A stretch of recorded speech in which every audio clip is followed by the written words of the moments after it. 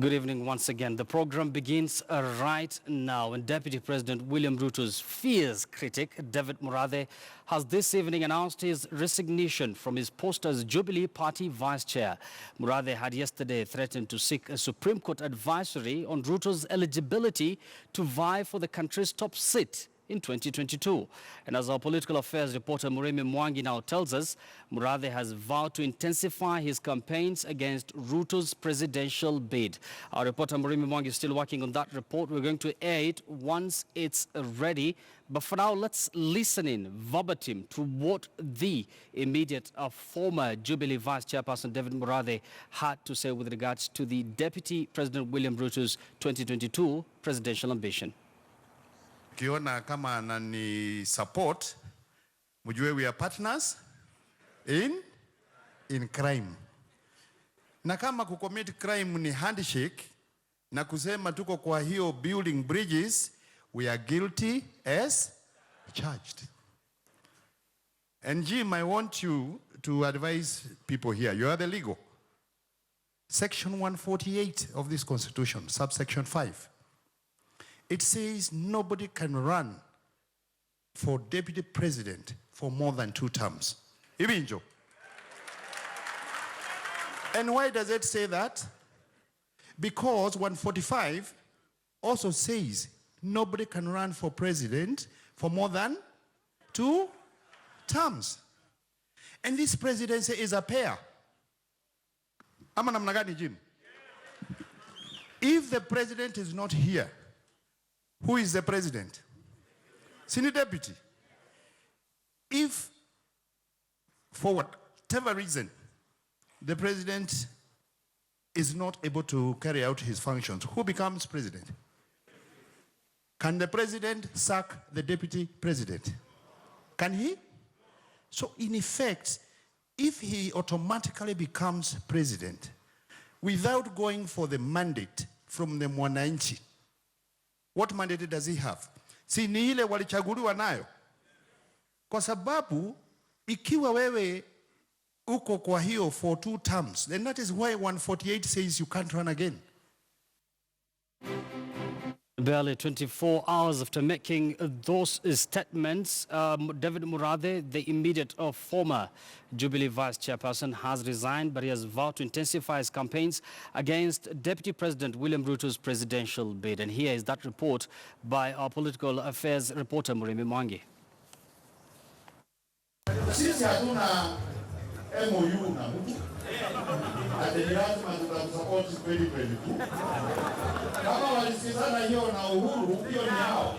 The gloves had been off for some time, and Jubilee Vice-Chair David Murathe's political bazooka perfectly locked to a single target, Deputy President William Ruto, who has ambitiously been angling to succeed his boss, President Uhuru Kenyatta. Ikiwa wewe uko kwa hiyo for 2 terms, then that is why 148 says you can't run again. Najim, I want an advisory opinion. Na tutaenda mpaka Supreme Court. Sisi hatucheki na watu. But only a day after his warning to take the anti-Ruto fight to the country's top court, the Supreme Court, Murathe had another surprise bombshell. I find that my position as the vice chairman is no longer tenable of Jubilee. Because there's no way we are going to sit in the neck with somebody who alleged to be blocking. But could there have been more than meets the eye? We have had this conversation before when we were in Kanu and they wanted Kanu. We gave them Kanu. We formed the TNA. Correct? Hata hii, you know, unaweza kuwaachia. Pressure had been building up from among Ruto's allies in Jubilee for Kenyatta to come clean on where he stands on the series of outbursts from the man perceived to be his bosom buddy, with a political connection dating back to Uhuru's first stab at the presidency in 2002. Good evening. Kenyatta has, however, been conspicuously mum on the Murathe issue, only disassociating himself from any talk of 2022 politics, even as Ruto's allies continued breathing fire, only a few hours to Murathe's resignation. Ukiona umeambiwa kuja tupigane vita ya nguruwe, wewe ngojea tu ikauke Januari. Wakati hiyo matope imekauka, ambia ule jamaa wa nguruwe, haya tupigane sasa. Atakwambia ndugu yangu, tusalimu amri tukae pamoja. Sisi hatutaingia kwa hiyo vita ya nini nguruwe. Kuna wakati jamaa alitusi Uhuru, rais wetu, na mimi nikampiga. Na mimi nataka niambie huyo mzee, isipokuwa ni venye ni kama baba yangu, mimi ningetafutana na yeye na ningetandika yeye kama venye nilitandika babu Owino. It is not brokers, political brokers, who will decide who will lead this country. It is the hand of God through the people of Kenya. Having served as Kenyatta's deputy for 6 years with 4 more years to go, Ruto had been widely perceived as the frontrunner to the Kenyatta succession race.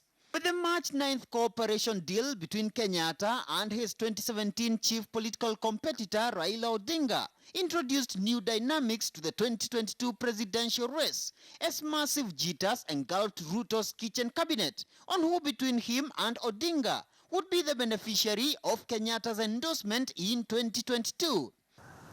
But at his resignation, Murathe hinted his fight with Ruto could be far from over. This one is just a barking dog, but we now want to find who the owner of the dog is. Whom do you suspect is the owner of the dog? I wouldn't suspect, but whoever the owner of the dog is, they should know that we are fully prepared for them, and they should not be doing their politics from the shadows of individuals and people who spend most of their time in bars. A lot of people who are wondering if they can behave the way he's behaving when he's number 2, they are worried how he would behave if then he ascends to number 1. There are so many issues of corruption and whatever which follow him all over. And his own maize farmers are complaining. His milk people are complaining. Murathe's resignation, observers say, could be a win to Ruto's camp as it partly deflates the 2022 heat. Analysts, however, argue the resignation could have been as a result of observations by the anti-Ruto bandwagon that Murathe's Ruto onslaught could have been increasingly earning Ruto more sympathy votes as the 2022 political drumbeats intensify. Politics, they say, is a game of many possibilities and surprises, and more intrigues no doubt now stare at the ruling party as Murathe takes a back seat. Murimi Mwangi, KTN News in Nairobi.